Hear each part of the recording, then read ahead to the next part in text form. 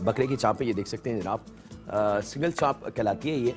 और बड़ी साफ़ सुथरी तरीके से वो जो काटने वाले हज़रात होंगे उनसे कहें कि मुझे सिंगल चाँप काट दें, तो बड़ी सफाई से आपको काट के देंगे। तो लगभग हाफ़ केजी के बराबर मेरे पास बकरे की चाँपें हैं जनाब।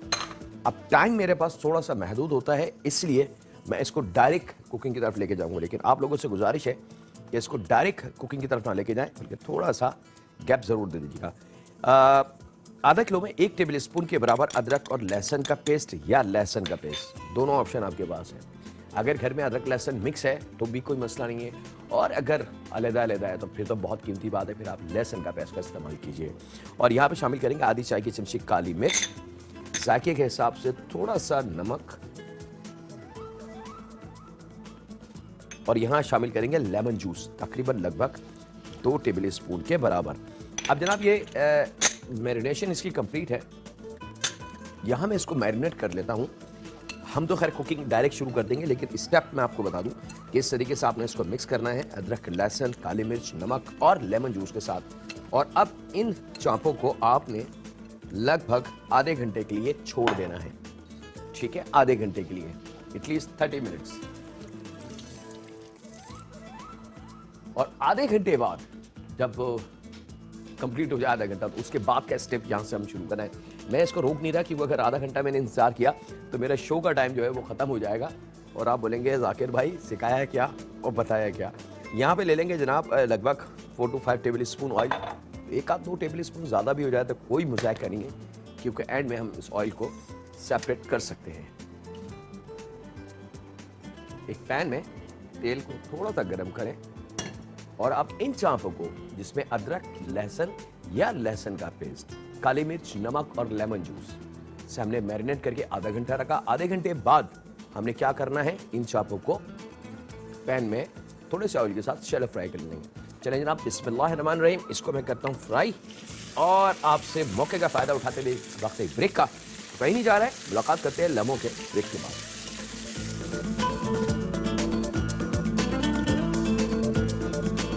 आप ब्रेक से वापस आ चुके हैं और चाँपें जब अच्छी तरीके से अपना कलर चेंज कर लें, जो उसका रेड कच्चा पानी है वो कलर खत्म हो जाए और अपना जो पानी है यानी कि ब्लड वाला जो पानी होता है, गोश्त का अपना कुदरती पानी होता है, तो वो जब अच्छी तरीके से ड्राई हो जाए, फिर हमने क्या करना है जनाब, इसके अंदर फिर शामिल करेंगे बाकी के फ्लेवर। और बाकी के फ्लेवर मेरे पास बड़े कीमती हैं जनाब, क्योंकि याद रखिएगा चाँपें जो हैं ये साल्सा एक नाम है कुकिंग का, और साल्सा कहते हैं जनाब मैक्सिकन ज़्यादा खानों में इस्तेमाल होता है इस वर्ड्स को। साल्सा बेसिकली टमाटर का वो मसाला जिसमें ग्रेवी ना हो लेकिन मज़ेदार चटपटा हो। एक कॉलर भी है हमारे पास, उनसे बात कर लें। अस्सलाम वालेकुम। हेलो। अच्छा, हमारे पास मौजूद जो कॉलर थे शायद वो अब नहीं है। तो जनाब 4 अदद टमाटर आपने लेने हैं, अगर छोटे हों तो 5 कर सकते हैं। याद रखिएगा टमाटर साल्सा में थोड़े से ज़्यादा होते हैं, ये आम रूटीन का रेशो नहीं है, लेकिन बकराइड में याद रखिएगा दही, टमाटर, हरा धनिया, पुदीना, हरी मिर्च प्लीज़ पहले से लेकर रख लीजिएगा। आप सोचें कि एन वक्त पे आप मंगवा लें ईद वाले दिन तो शायद मुश्किल हो जाएगी और कुछ ज़्यादा ही मुश्किल हो जाए।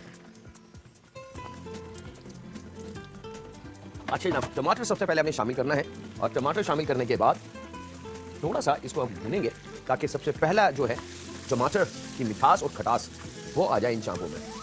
याद रखिएगा चाँपें बकरे की बहुत अच्छी कटी हुई छोटी चाँपें, सिंगल चाँप होनी चाहिए। अगर जो काटने वाले हज़रात हों वो बड़ी बड़ी काट के दे दें तो वो आप उनको मना कर सकते हैं कि नहीं ये बहुत बड़ी है, अजीब सी लग रही है, इसको ज़रा सही प्रॉपर तरीके से काट के दे दें, तो वो फिर इसकी जो पसली की हड्डी होती है उसको साफ कर छोटा कर देंगे और साइडों में अगर कोई चीज़ होगी तो उसको निकाल देंगे। चाँप बड़ी खूबसूरत होनी चाहिए।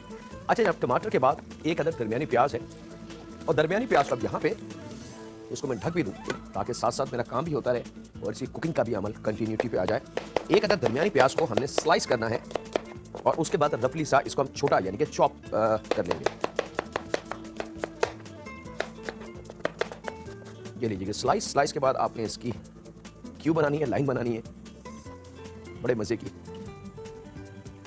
और फिर इसकी चॉपिंग शुरू कर देंगे।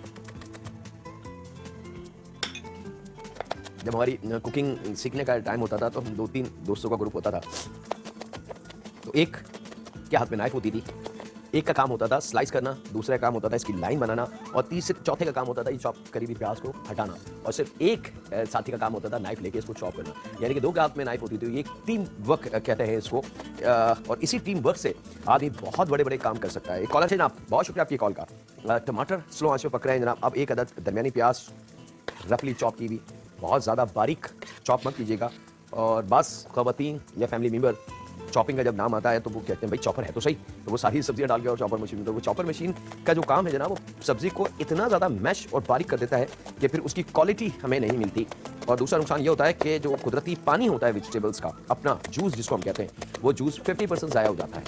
और यहाँ अगर हाथ के हाथ आप बारीक चॉप करके, रफली से चॉप करके फ्रेशली आप अपने उसके अंदर खाने में शामिल करें तो फिर सारी बात है जायके की और खुशबू की।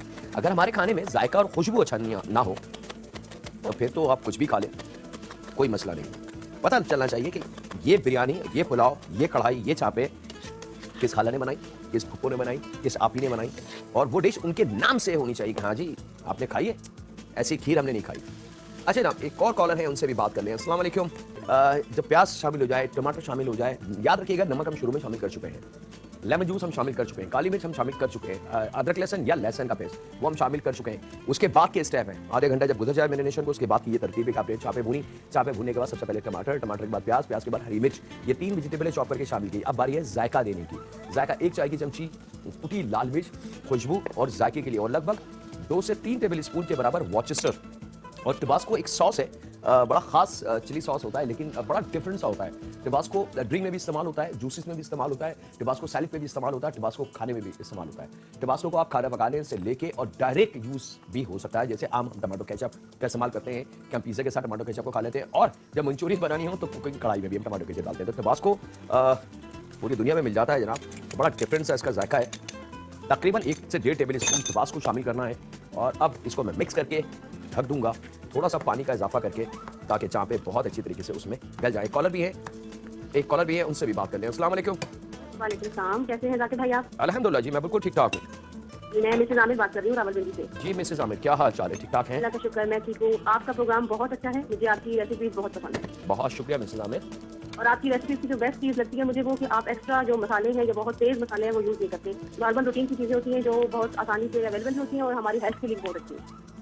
देखिए जी, ब्रेक से वापस आ चुके हैं, तमाम चीज़ें शामिल करके अब हमने कढ़ाई को एक साइड में रख दिया और थोड़ा सा अब इसको पकाएंगे यहाँ तक कि चापे गल जाएं। याद रखिएगा ओवर कुक ना हो कि इतनी ज़्यादा पक जाए कि गोश्त चाप का अलग और हड्डी अलग या एकदम गोश्त रूखा हो जाए। अगर गोश्त ओवर कुक हो जाता है तो वो रूखा हो जाता है। याद रखिएगा गोश्त के अंदर अपनी जान होनी चाहिए, अपना उसका जो सॉफ्टनेस कुदरती अल्लाह ताला ने दी है वो होनी चाहिए। जब वो ओवर कुक होता है तो वो फिर ख़राब हो जाता है। यहाँ पे जनाब होगा फुल ड्राई होनी चाहिए। ये देख सकते हैं, ये चापे आ गए, ये मेरे हाथ में फुल ड्राई है जनाब, ज़रा सा भी ग्रेवी इसमें नहीं होनी चाहिए।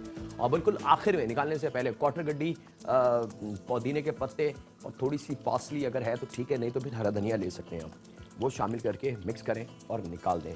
पुदीना और धनिया डाल के या पासली डाल के इसको पकाना नहीं है, सिर्फ मिक्स करना है।